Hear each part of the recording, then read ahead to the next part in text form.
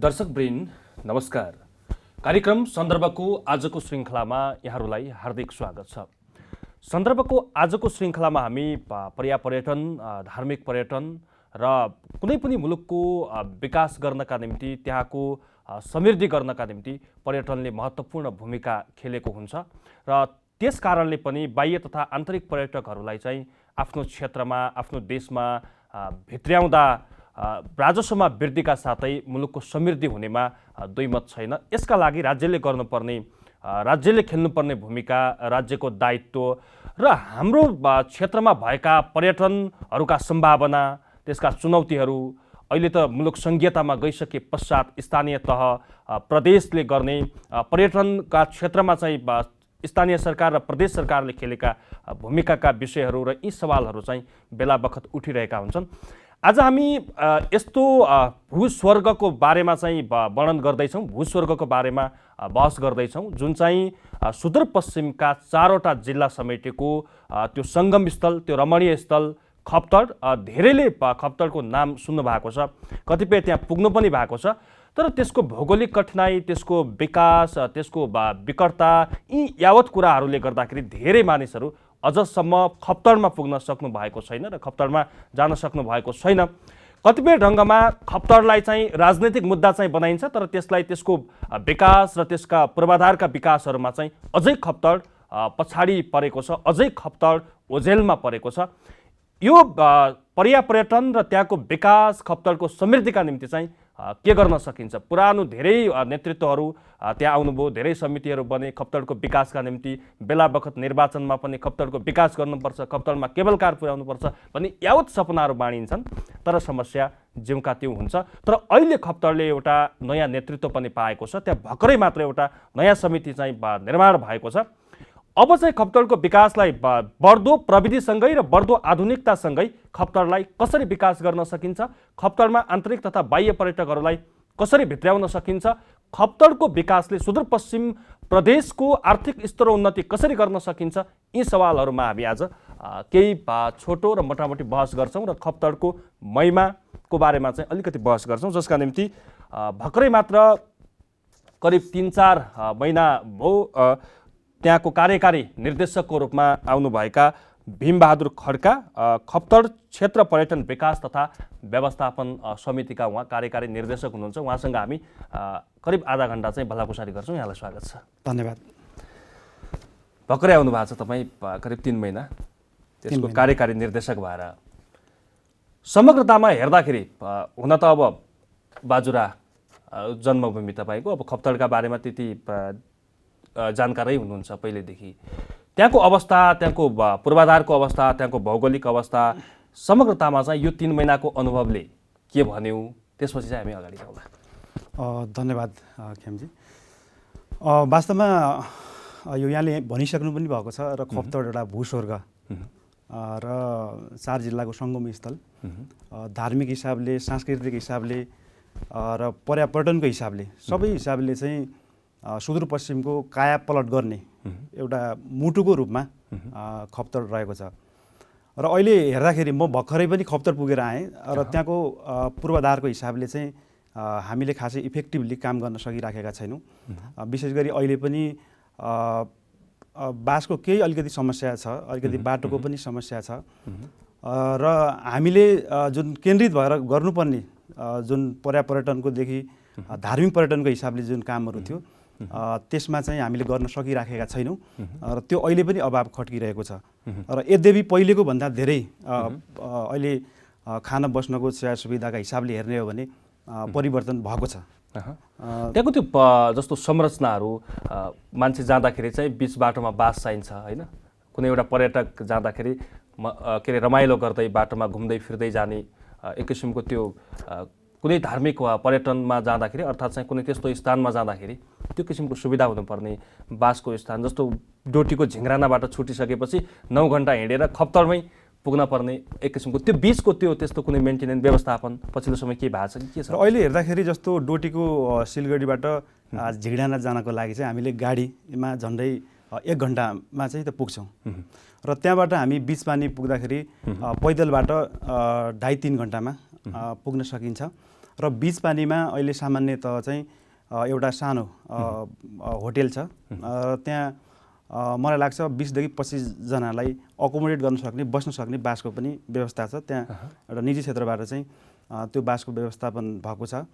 र खप्तर क्षेत्र पर्यटन विकास समितिले त्यहाँ चाहिँ पहिले झन्डै 20-25 जनालाई चाहिँ पुग्ने गरी बासको लागि व्यवस्थापन गर्नको लागि एउटा भवन बनाएको थियो आवासको लागि। तर त्यो अहिले जीर्ण अवस्थामा रहेको छ र हामी त्यसलाई चाँडै सुधार गरेर त्यहाँ पनि बास बस्न योग्य र खाना र बस्नको उचित व्यवस्था चाँडै यो 2-3 महिनामा हामी गर्दैछौँ। त्यसो भएको हुनाले यो जुन बाटोको कुरा गर्नुभयो, बाटोमा जस्तो त्यो खाना र बस्नको लागि जुन स्ट्यान्डर्डमा हुनुपर्ने हो त्यो स्ट्यान्डर्डमा त्यो स्तरमा चाहिँ नभए पनि अहिले धेरै कुरामा परिवर्तन भएको। जस्तो बिच पानीको मैले कुरा गरेँ, अब बझाङबाट जाँदाखेरि चाहिँ अब त्यहाँको दारेगाउँ हुँदै जान्छ, त्यहाँ पनि अब होमस्टे सञ्चालन भएको छ र त्यहाँ पनि खाना र बस्नको व्यवस्थापन छ। तपाईँ अलिकति एनर्जेटिक एउटा युवा होइन, भर्खरै आउनु भएको छ नेतृत्वमा, तपाईँको त्यो कार्यकाल अवधिभर चाहिँ तपाईँका धेरै भिजनहरू होलान्, सपनाहरू होलान्।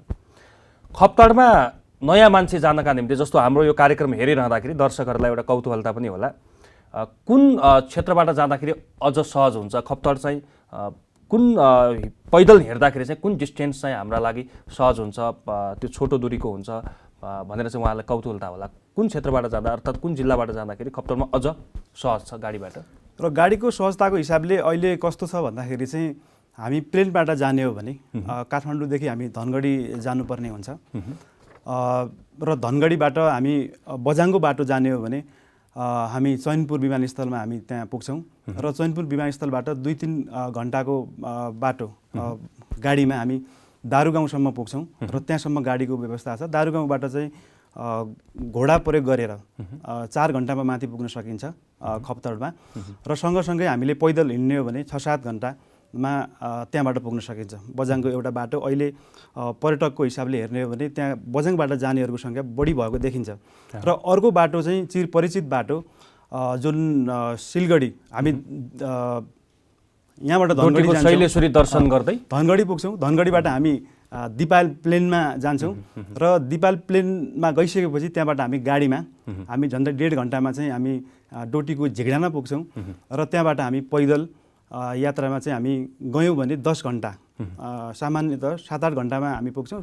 10 घन्टाको होइन हामी डिस्टेन्समा हामी खप्तड चाहिँ पुग्न सक्छौँ। त्यसो भएको हुनाले अब कुन रुटलाई चाहिँ हामी रोज्ने, अब मैले हवाईबाट जाने कुरा गरेँ, अब पैदलबाट जाने हो भने हामीले सिधै काठमाडौँकोलाई पोइन्ट मान्ने हो भने हामी यहाँबाट चाहिँ सिलगढीसम्म अर्थात् झिगडानासम्म गाडीमा जान्छौँ र झन्डै हामीलाई यहाँबाट त्यही लगभग 24 घन्टा जति त्यो लाग्न सक्छ र त्यहाँबाट चाहिँ हामी माथि 10 घन्टा हामी हिँडेर खप्तड पुग्न सक्छौँ। त्यसै गरी बझाङको बाटो हामीले जाने हो भने काठमाडौँदेखि तपाईँको यो डडेलधुरा हुँदै हामी बझाङको तमेल हुँदै दारुगाउँसम्म जान सक्छौँ। त्यहाँबाट चाहिँ हामी पैदल यात्रामा 6-7 घन्टामा हामी माथि पुग्न सक्छौँ। त्यो रह्यो खप्तड कसरी पुग्ने भनेर एउटा लोकेसन, त्यो सामान्य जानकारी। अब तपाईँ खप्तडको बारेमा मैले अघि पनि भने त्यो स्वर्गको टुक्रा हो, भूस्वर्ग हो। यद्यपि त्यहाँ निर्वाचनमा अर्थात् राजनैतिक एउटा मुद्दा पनि छ, खप्तडलाई बनाइन्छ किनभने सुदूरपश्चिमको समृद्धिको आधार भनेको खप्तड हो, त्यो सबैलाई थाहा छ।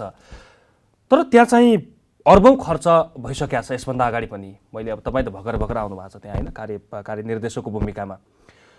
खप्तडलाई खालि राजनैतिक मुद्दा मात्रै बनाइन्छ र त्यसको चाहिँ विकासका निम्ति अझ तपाईँले भन्नुभयो भएका संरचनाहरू समेत जीर्ण भएको अवस्था छ भनेपछि यो किन र के का लागि, किन चाहिँ यसलाई मुद्दा बनाइन्छ, किन यसलाई उठाइन्छ? तर त्यसको विकासले पर्यटनमा धेरै ठुलो टेवा पुग्छ, राजस्व सङ्कलन हुन्छ, प्रदेश सरकारलाई फाइदा हुन्छ भन्ने पनि थाहा छ। तर विकासमा त्यति तदारुकता देखाइँदैन। यो के कारणले होला, के पाउनुभयो तपाईँले?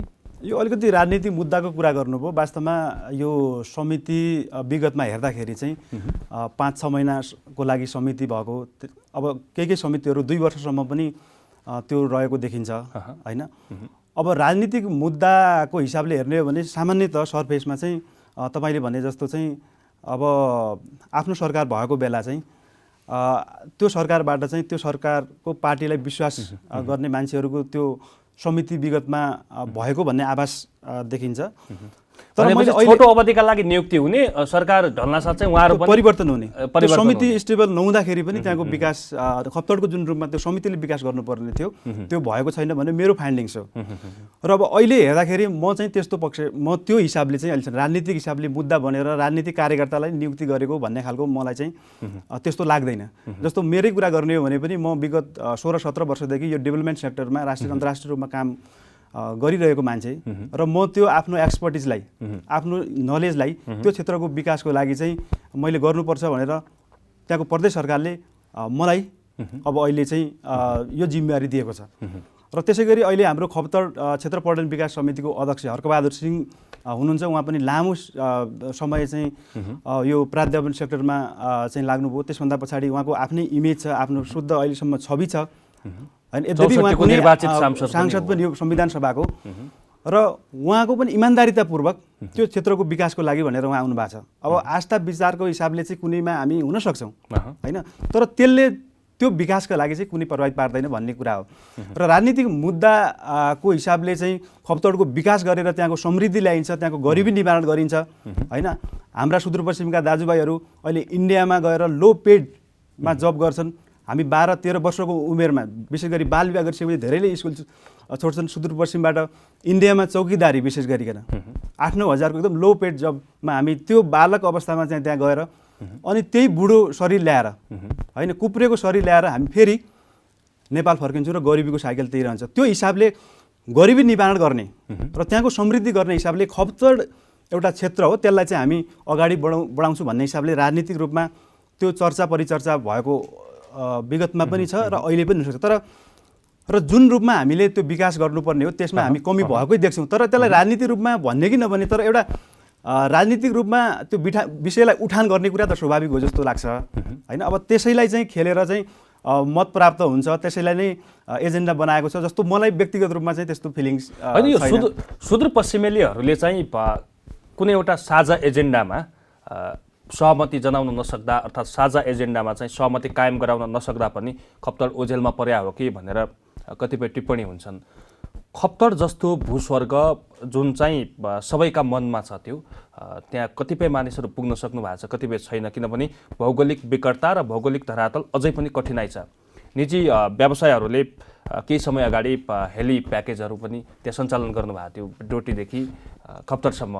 त्यो एउटा केही नयाँ सुरुवात त भएको छ, तर यसलाई निरन्तरता दिनका निम्ति, यसलाई बचाउनका निम्ति तपाईँले भन्नुभयो तपाईँ त डेभलपमेन्ट सेक्टरमा राम्रो अनुभव पनि छ, नियुक्ति पो राजनीतिले गर्दा, तर तपाईँको मनभित्रको एउटा त्यो तत्त्वले खेल्यो भने त्यहाँको विकास धेरै समय कुर्नुपर्ने स्थिति त छैन।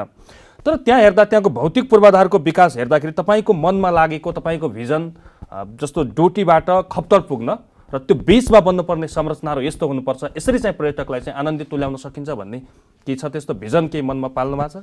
अब मैले मेरो जस्तो सिलगढीबाट जाने कुराको बिचपानीसम्म मलाई चाहिँ कस्तो लाग्छ भन्नुहुन्छ, त्यहाँसम्म चाहिँ रोडको एक्सेस भयो भने इफेक्टिभ हुन्छ भन्ने कुरा मलाई लाग्छ एउटा कुरा।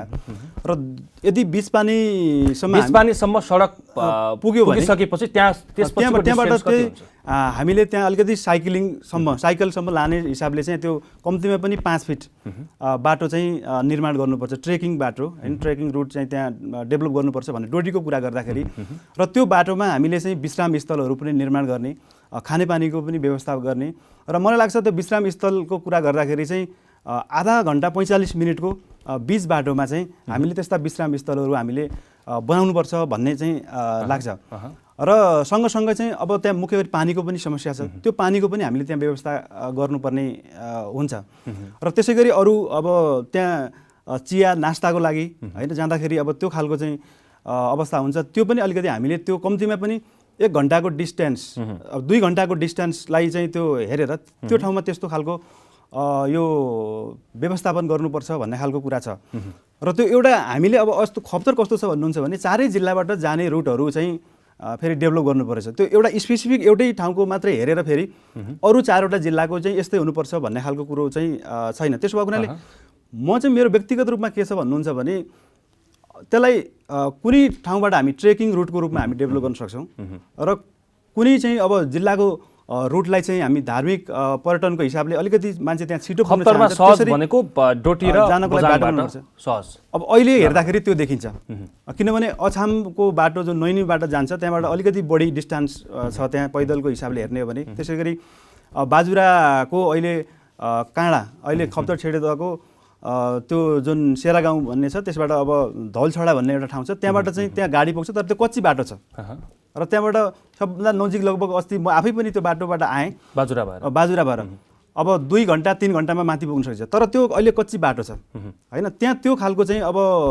छोटो दूरीमा चाहिँ हामीले त्यो खालको अब बिच बाटोमा चिया नास्ता खाने ठाउँको आवश्यकता नहुन सक्छ, तर कम्तीमा पनि हामीले त्यहाँ विश्राम गृह राख्ने, पानीको व्यवस्थापन गर्ने कुराहरू होइन, त्यो पनि अब विभिन्न लेभलको मान्छेहरू हुनसक्छ। बच्चा पनि त्यहाँ जान्छ, वृद्धलाई पनि कुन बाटो उपयुक्त हुन्छ। हामीले अहिले बाटो हेर्दाखेरि खप्तर त माथि हाइटमा छ, त्यो स्टेट एकदमै उकालो छ र त्यो रुटहरू डेभलप गर्दाखेरि पनि तपाईँको अलिकति होइन अलिक केही सहज हुने गरिकन हामीले त्यो रुटहरू डेभलप गर्नुपर्छ भन्ने खालको मलाई लाग्छ। यो रह्यो पूर्वाधारको कुरा। पूर्वाधार निर्माणका निम्ति आर्थिक पाटोले महत्त्वपूर्ण भूमिका खेल्छ।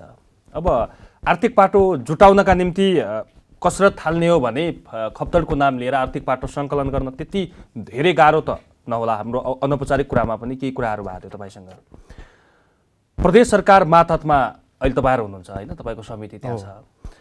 आर्थिकको कुरा गर्दाखेरि खप्तडलाई विकास गर्नका निम्ति पर्याप्त आर्थिक अवस्था र चाहिँ त्यहाँबाट प्रतिनिधित्व गर्ने जुन 4वटा जिल्ला छ त्यहाँबाट प्रतिनिधित्व गर्ने सांसदहरूले खेलेको भूमिका जुन यो 3 महिनाको फेरिफेरीमा तपाईँले त अब पछि त बुझ्दै जानु होला कि समय लम्बिँदै जाँदाखेरि आजको दिनको अवस्था चाहिँ के छ, तपाईँलाई कस्तो रेस्पोन्स आएको छ, तपाईँमा भएको इनर्जीलाई म गर्न सक्छु है भन्ने किसिमले चाहिँ कसरी ओतप्रोत बनाउनका निम्ति सुझावहरू सल्लाहहरू ढाडसहरू के छ?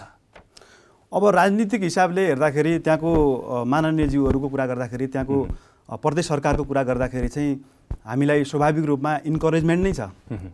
त्यो खालको चाहिँ हामीले गर्नुपर्छ डेभलपमेन्ट, साँच्चै अब यसलाई नयाँ बनाउनु पर्छ। आर्थिक पाटोलाई जोडौँ के छ अवस्था त्यहाँको सङ्कट? तर अब के छ भन्नुहुन्छ भने विगतको समितिबाट अब केही कमी कमजोरीहरू भएको भन्ने कुराहरू बाहिर आएको छ, मिडियाले त्यो बाहिर ल्याएको छ होइन। अब यहाँहरूलाई पनि धेरै कुरा थाहा छ र त्यसलाई सुधार गरेर अब यसलाई चाहिँ तपाईँको अगाडि बढाउने कुरामा चाहिँ केही अहिलेसम्म पनि हामीमा फेरि त्यो क्लियर अलिकति हुन सकिराखेको छैन। त्यस कारणले गर्दाखेरि अब अहिले यो वर्षको बजेटको म तपाईँको यो टेलिभिजन मार्फत पनि भन्छु, हामीले यो आर्थिक वर्षमा सक्नुपर्ने हामीसँग अहिले 3 करोडको प्रदेश सरकारले बजेट विनियोजन गरेको छ। हामी त्यसको प्लान पनि हामीले गरिसकेका छौँ होइन। र त्यसलाई पनि इम्प्लिमेन्टेसन गर्नका लागि केही अलिकति कुराहरू हामीले गर्न बाँकी छ र मलाई लाग्छ त्यो छिट्टै हामी अब त्यसलाई चाहिँ इम्प्लिमेन्टेसनमा लाँदैछौँ। र खप्तडको विकासको लागि स्रोतको कमी होला जस्तो मलाई लाग्दैन, किनभने प्रदेश सरकार छ, केन्द्र सरकार छ। अझ अहिले त हेर्ने हो भने पहिले त्यो अगाडिको समितिको कुरा गर्दाखेरि त्यति बेला स्थानीय सरकारहरू थिएनन् र अहिले स्थानीय सरकारहरू पनि छन् र कम्तीमा पनि त्यहाँ प्रत्यक्ष रूपमा खप्तडको सँगै जोडिएको 8वटा चाहिँ गाउँपालिका र नगरपालिका पर्छ। उहाँहरूले पनि त्यो बजेट विनियोजन गर्न सक्ने स्थिति, किनभने उहाँहरूसँग पनि स्रोत छ र सबैको त्यो खप्तडको विकास गर्नुपर्छ। त्यसका लागि चाहिँ हामी स्रोतको चाहिँ जो गर्छौँ भन्ने कुरामा तपाईँको एकदमै इन्करेजमेन्ट छ। तर सुरुवात गरेर यसलाई अलिकति एक्सन ओरिएन्टेड, रिजल्ट ओरिएन्टेड होइन बनाउनका लागि चाहिँ हामीलाई अहिलेसम्म पनि 2-3 महिनामा हामीले यो अभ्यास गरिरहेका छौँ र अब हेरौँ। मैले त्यहाँको खप्तडको नराम्रो कुरा जस्तो भनौँ न, विगतका समितिले के गरे भन्ने कुरालाई पनि मैले किन यहाँ बिर्साउन खोज्दैछु भने दर्शकहरूलाई खप्तड आफैमा ठुलो महिमा बोकेको र त्यो भूस्वर्ग हो, त्यो एउटा टुक्रा हो। त्यहाँ चाहिँ जानलाई धेरै लालायत हुन्छन्। त्यहाँको आन्तरिक पाटोलाई चाहिँ निकालेर हामीले चाहिँ त्यो बहस गर्दाखेरि अब चाहिँ त्यति उचित नहोला होइन। त्यो बेला के भयो र अहिले के हुने हो भन्ने कुराले चाहिँ त्यति अर्थ राख्दैन, त्यही भएर पनि मैले उठाइनँ। अब अलिकति त्यहाँको पर्यटन त छ नै, मानिसहरूले कसरी बुझ्या होला खप्तडलाई भने अब त्यहाँ जाने, घुम्ने, रमाउने, तस्बिर खिच्ने, आउने, कतिपयले त्यति मात्रै बुझेका छन्। तर त्यहाँको धार्मिक महत्त्व अलिक बेग्लै छ। फेरि खप्तडलाई धार्मिक पर्यटनसँग जोड्न सकिन्छ कि सकिँदैन र यसलाई चाहिँ जोड्नका निम्ति के आवश्यक पर्छ जस्तो लाग्छ, त्यसको महिमालाई चाहिँ कसरी बुझ्ने हामी? अब यो खप्तड चाहिँ धार्मिक पर्यटनको मुख्य सम्भावना भएको पर्यापर्यटनको कुरामा, स्वास्थ्य पर्यटनको हिसाबले र खेलकुद पर्यटनको हिसाबले यो धेरै क्षेत्रको हिसाबले पर्यटनमा हामीले जोड दिने हो भने त्यो एउटा बेस्ट ठाउँ हो। त्यो अलरेडी चाहिँ प्राकृतिक रूपमा हामीलाई उपलब्ध छ र धार्मिकको कुरामा यहाँले त्यहाँ त खप्तर बाबा पनि कति वर्षसम्म खप्तर बाबाको कुरा गर्दाखेरि जस्तो मलाई अब धार्मिक पर्यटनको हिसाबले त्यहाँ कति महत्त्व छ भन्ने कुरामा म अलिकति केही यसमा जोड दिन चाहन्छु। अब त्यो यो पुराणहरूमा यता अब हाम्रो केही अलिकति मिथहरू होइन भनाइहरूमा के देखिन्छ सुनिन्छ भन्दाखेरि चाहिँ त्यो 33 कोटी देवताको राजधानी हो खप्तर। र शिव र पार्वतीको चाहिँ विवाह भइसकेपछि त्यो त्रिवेणी धाममा उहाँहरूले पहिले त्यहाँ आएर विश्राम गरेको ठाउँ हो भनिन्छ। र सहस्रलिङ्ग भनेको 1000 लिङ्गको आकार भएका ढुङ्गाहरू त्यहाँ छ। त्यो अहिले 3270 मिटरको त्यो हाइटमा छ। र त्यसै गरी खापर दह छ र त्यसै गरी नागढुङ्गा छ। नागढुङ्गा यी धेरै पर्यटकीय स्थल धार्मिक पर्यटकको स्थल छ। र एउटा कुरो के मान्यता छ भन्दाखेरि त्यहाँ गइसकेपछि छुट्टै खालको एउटा आनन्दको अनुभूति हुन्छ र नयाँ पिस सेन्टरको रूपमा त्यो डेभलप गर्नु अहिले अलरेडी छ। त्यो त्यहाँ गइसकेपछि मान्छेले आनन्द बुद्धि गर्छ र धार्मिक हिसाबले पनि प्राकृतिक हिसाबले पनि, किनभने त्यहाँबाट देखिने अरू मनोरम दृश्यहरू पनि छ। त्यसैले खप्तर पुग्ने बित्तिकै जस्तो गङ्गा दशहराको जेठ शुक्ल पक्षको दशमी तिथिमा त्यहाँ मेला लाग्छ, त्यति बेला गङ्गाको त्यो दिन चाहिँ त्यहाँ अवतरण हुन्छ र त्यहाँ स्नान गरिसकेपछि त्यहाँबाट मुक्ति पाइन्छ भन्ने खालको अहिले जनविश्वास छ। र अब खप्तर बाबाको कुरा गर्नुभयो, उहाँ 1880 10 फेब्रुअरीमा भारतको काश्मीरमा जन्मनु भएको नेहरू परिवारमा र उहाँले चाहिँ एउटा मेडिकल डाक्टर बेलायतबाट प्राप्त गर्नुभएको थियो। 1986मा उहाँ नेपाल आउनुभयो र मेडिकल डाक्टर हो उहाँ। त्यो कुरालाई उहाँले छोडेर पूर्वको इलाम हुँदै तपाईँको यता दोलखाको कालिन्चोक हुँदै उहाँ 2000 विक्रमसम्म 2004-03बाट होइन उहाँ खप्तरमा रहनुभयो। उहाँ 50 वर्षसम्म त्यो ठाउँमा तप गर्नुभयो र साधना गर्नुभयो। र त्यो भूमिलाई उहाँले किन रोज्नुभयो? एउटा मेडिकल डाक्टरले चाहिँ त्यहाँ आएर किन साधना गर्नुभयो भन्दाखेरि त्यसको धार्मिक महत्त्व भएकैले उहाँ त्यहाँ आएर बस्नुभएको, तप गर्नुभएको, साधना गर्नुभएको र त्यो उहाँको साधनाले चाहिँ अझ त्यो भूमि पवित्र भएको छ भन्छु म चाहिँ होइन। त्यसैले उहाँको अहिले बाबा कुटी छ त्यहाँ गएर हामीले दर्शन गर्ने हो भने होइन। तर उहाँले चाहिँ जुन विचारहरू प्रतिपादन गर्नुभएको छ सिद्धहस्त पुरुषले चाहिँ विचार विज्ञानदेखि धर्म विज्ञानदेखि लिएर वेदान्त होइन म र मेरो कर्तव्य लगायत थुप्रै किताबहरू प्रकाशित छ उहाँको। अब त्यस्तो ठाउँ रोजेर उहाँ 117 वर्षसम्म चाहिँ बाँच्नुभयो। त्यही खप्तडको 3000 मिटरको हाइटमा छ। 3 महिना त त्यहाँ हिउँले चाहिँ पुरै ढाक्छ। त्यस्तो चिसो ठाउँमा पनि उहाँ बसेर एउटा स्वस्थ भएर 116 वर्षसम्म बाँच्नुभयो। र हामी सोफिस्टिकेटेड एउटा लग्जरियस लाइफ जिउँदा पनि हामीसँग सबै खालको चाहिँ उपचारको अभाइलेबिलिटी हुँदा पनि हामी त्यति लामो एउटा स्वस्थ जीवन बाँच्न सकिँदैन सहरमा बस्दाखेरि पनि। तर उहाँ खप्तर जस्तो एउटा लेकमा त्यस्तो हाइटमा बस्दाखेरि पनि सुख र शान्त र आनन्दित भएर उहाँ त्यति बाँच्नुभयो भनेपछि त्यसको महिमा त्यसले पनि त्यो प्रमाणित गरेको छ कि खप्तर कस्तो ठाउँ हो र त्यहाँ चाहिँ धार्मिक हिसाबले पनि र शान्ति प्राप्त गर्न र स्वस्थ हुनका लागि पनि के भूमि हो, साँच्चै स्वर्गको भूमि हो कि होइन भन्ने कुराको प्रमाणित खप्तर बाबा 50 वर्षसम्म त्यहाँ तपस्या गरेर भारतबाट आएर एउटा मेडिकल डाक्टरले प्रमाणित गर्नुभएको छ। त्यसैले यो प्रुभन कुरा चाहिँ हो भन्ने मलाई हामी अन्तिममा छौँ भीमजी। अब जाँदा जाँदै यो पनि बताइदिनुहोस् तपाईँहरूको आगामी योजनाहरू होइन। अब वैशाख आउँदैछ, यहाँले दशहराको कुरा गर्नुभयो। अबको तपाईँहरूको समिति कसरी कुन वेबाट अगाडि बढ्छ? जस्तो विगतबाट पाठ सिकेर अब चाहिँ त्यसको विकास गर्नुपर्छ है भनेर अलिकति जुझारु ढङ्गले त्यस्तो त्यो पाइपलाइन चाहिँ यहाँहरूले तयार गर्नु भएको छ अन्तमा?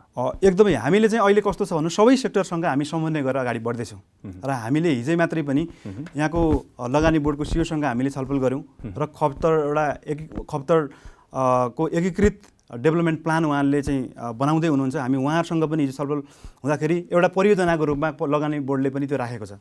त्यसै गरी पर्यटन विभागसँग त्यसै गरी अरू धार्मिक व्यक्तित्वहरूसँग पनि हामी छलफल भइरहेको छ। र काठमाडौँमै पनि बाबाको चाहिँ यहाँ समाधिस्थल यहाँ बुढानीलकण्ठमा छ नि त त्यो किताबहरू प्रकाशन समिति छ, उहाँहरूसँग पनि हामी समन्वय गर्दैछौँ, निजी क्षेत्रसँग पनि समन्वय गर्दैछौँ। र त्यसको एउटा master plan detail master plan चाहिँ त्यसको फिजिबिलिटी अध्ययन गरेर मास्टर प्लान चाहिँ हामी लगानी बोर्ड लगायत अरू सङ्घ संस्थासँग मिलेर पनि हामी त्यसलाई गर्दैछौँ। र अर्को यो सेक्टरमा काम गरिरहेका संस्थाहरूसँग पनि हाम्रो समन्वय हुँदैछ। उहाँहरूसँग पनि हामी प्लान बनाएर लङ टर्म भिजनका साथ हामी अगाडि बढ्छौँ। त्यसैले सबैभन्दा पहिलो कुरा के भन्नुहुन्छ भने वेल प्लान्ड हुनु पर्यो। भिजन खप्तर कस्तो बनाउनुपर्छ पूर्वाधारको हिसाबले चाहिँ हामी भन्छौँ, तर त्यहाँ बनाउनु पर्ने कुराहरू केही पनि छैन। प्राकृतिक रूपमा सबै प्रदत्त छ, त्यो पर्फेक्ट छ होइन। त्यहाँ खाना आवासको व्यवस्था अलिकति हामीले गर्नुपर्छ। अब अहिले हेर्ने हो भने हामीले अस्ति पनि 113 जना चाहिँ भिजिटरहरू आउँदाखेरि पनि त्यहाँ आवासको व्यवस्था भएको थियो। अहिले त्यतिसम्म चाहिँ त्यहाँ निकुञ्जले चाहिँ तपाईँको व्यवस्था गरेको छ। त्यसपछि हाम्रो पर्यटन बोर्डको पनि त्यहाँ चाहिँ केही पूर्वाधारहरू छ बस्नको लागि होइन। अब अहिले पर्यटन बोर्डले पनि झन्डै 180 जना प्रतिदिन चाहिँ बिच पानी र तपाईँको खप्तडमा त्यो आवास व्यवस्थापन गर्ने गरी उहाँले चाहिँ त्यो बनाउँदै हुनुहुन्छ। त्यसैले हाम्रो भिजन के हो भन्नुहुन्छ भने आवासको जुन समस्या छ, त्यहाँ जाने ट्रेकिङ रुटको समस्या छ र त्यहाँ गइसकेपछि मान्छेलाई चाहिँ 2 दिन बसेको मान्छेले म 7 दिन बसौँ भन्ने खालको चाहिँ एउटा जुन फिलिङ्स हो, त्यसैले त्यो कुरालाई हामी व्यवस्थापन गर्दैछौँ र त्यसलाई एउटा मेडिटेसन सेन्टर, योग र साधनाको सेन्टर होइन र एउटा मुक्तिको मार्ग। र हामी त्यहाँ गइसकेपछि हामी देहरादुन तपाईँको यो हरिद्वारमा जस्तै मान्छे के अरे खप्तर गइसकेपछि त्यहाँको जस्तो मुक्ति त्यहाँ गएपछि हुन्छ भन्ने खालको एउटा फिलिङ्स हुने गरी त्यो गर्छौँ। र यसका लागि चाहिँ मैले 2-3वटा कुरा अलिकति हामीले गरेको निर्णयको कुरा गर्छौँ। हामीले खप्तर क्षेत्र पर्यटन प्रवर्धन समूहहरू छोटोमा विकास गर्ने भनेर अहिले राष्ट्रिय र अन्तर्राष्ट्रिय रूपमा पनि हामी त्यसको कुराहरू अगाडि बढाउँदैछौँ। अब यसको लङ टर्म भिजन र प्लान हामी गर्ने कुराहरू छँदैछ र खप्तर बाबाको पनि स्मृति दिवस हामीले यो वैशाख 27 गते त्यो पनि हामी मनाउने भन्ने कुराहरू भइरहेको छ। र खप्तर डेभलपमेन्ट को लागि प्रतिबद्धता गोष्ठी, प्रदेश सरकारको भूमिका के हुने, केन्द्र सरकारको भूमिका के हुने भन्ने विषयमा पनि हामी चाँडै गोष्ठी गर्दैछौँ र खप्तर बाबा सम्बन्धीको गोष्ठी गर्दैछौँ। र लङ टर्म भिजन साँच्चै चाहिँ खप्तरलाई चाहिँ एउटा डेभलपमेन्ट गरेर सुदूरपश्चिमको गरिबी निवारणका लागि चाहिँ community led tourism development, sustainable tourism development र त्यो मार्गमा हामी अगाडि बढ्दैछौँ। मलाई लाग्छ हामी सफल हुन्छौँ जस्तो लाग्छ। यहाँको महत्त्वपूर्ण समयका लागि धन्यवाद। धन्यवाद। मलाई चाहिँ यो अवसर जुटाइदिएर आफ्ना विचारहरू राख्ने जुन मौका दिनुभयो त्यसका लागि म धेरै धेरै धन्यवाद दिन चाहन्छु। नमस्कार। दर्शकवृन्द, कार्यक्रम सन्दर्भको आजको श्रृङ्खलामा हामीले सुदूरपश्चिमको मात्रै होइन सिङ्गो देशको पर्यटनको एउटा भूस्वर्गको एउटा टुक्रा रमणीय स्थान खप्तडको बारेमा चाहिँ चर्चा गऱ्यौँ। आजका लागि सन्दर्भको समय सकिएको छ। खेम्बम बिदा हुन्छु। नमस्कार।